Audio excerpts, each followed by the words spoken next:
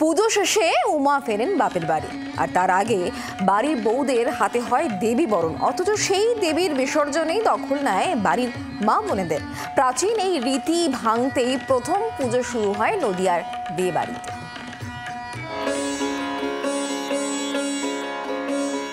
বাড়ির পুজোর জোগাড় যন্ত্রে তারা পুরোপুরি যুক্ত থাকতেন, কিন্তু বাইরে কোনো পুজো দেখা বা বিসর্জনে অংশ নেওয়ার অনুমতি ছিল না বাড়ির মহিলাদের। তবে আজ দিন বদলেছে। শুধু জোগাড় যন্ত্রই নয়, নদিয়ার দে বাড়ির দুর্গাপুজোর দায়িত্বও থাকে মহিলাদের হাতে।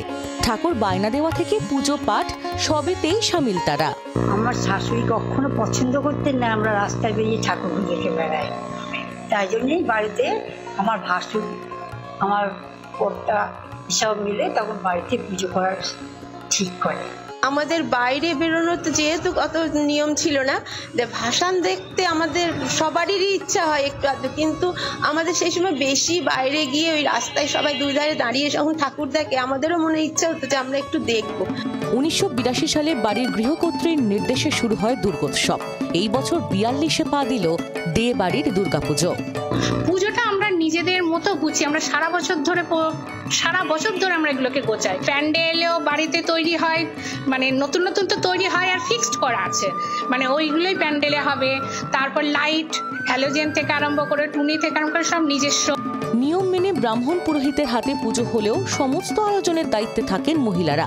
এমনকি দশমীতে প্রতিমা নিরঞ্জনেও অংশ নেন তারা। দে পরিবারের বাড়িতেই তৈরি হয় পুজোর সামগ্রী। ঘটের নিচের পঞ্চগুড়ি থেকে নবপত্রিকা স্নানের জল সবই জোগাড় করেন বাড়ির সদস্যরা। বাইরে থেকে পুজোর জিনিস কেনার চল এখানে নেই।